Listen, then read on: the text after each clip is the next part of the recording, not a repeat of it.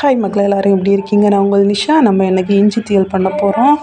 அதுக்கு தேவையான கொஞ்சம் நம்ம தேங்காய் திருவி எடுத்துக்கிட்டோம். கொஞ்சமாக இஞ்சி துண்டு எடுத்துக்கிட்டோம், சின்ன சின்ன பீஸாக கட் பண்ணி எடுத்துக்கிட்டோம். கொஞ்சமாக பூண்டு, ஒரு வெங்காயம் கட் பண்ணி எடுத்துக்கிட்டோம்.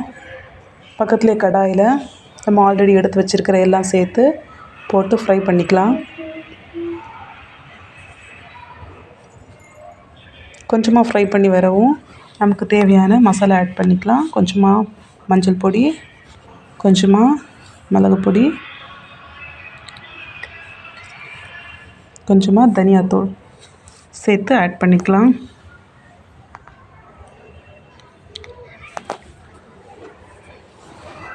எல்லாம் சேர்த்து மிக்ஸ் பண்ணி விட்டுக்கணும். இந்த அளவுக்கு பொன்னிறமாக மிக்ஸ் பண்ணி எடுக்கணும். அதுக்கப்புறமா நம்ம இதை சேர்த்து மிக்சியில் மாற்றிக்கலாம். மாற்றிட்டு பாருங்கள், பேஸ்ட் மாதிரி அரைச்சி எடுத்துக்கிட்டோம்.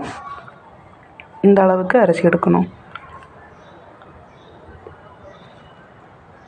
அப்புறமா கடாயில் கொஞ்சமாக எண்ணெய் ஊற்றி,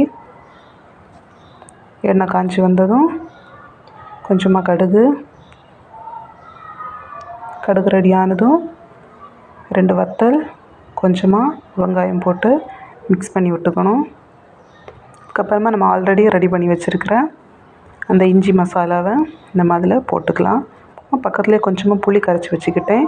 கொஞ்சமாக புளி தண்ணியும் அதில் ஆட் பண்ணிக்கலாம்.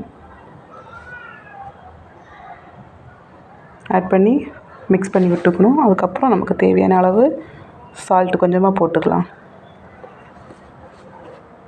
போட்டு மிக்ஸ் பண்ணி விடணும். மிக்ஸ் பண்ணி விட்டு இந்த அளவுக்கு ஒரு கொதி வரணும். கொதி வந்ததும் அதை கிளறி விட்டுக்கலாம். பாருங்கள்,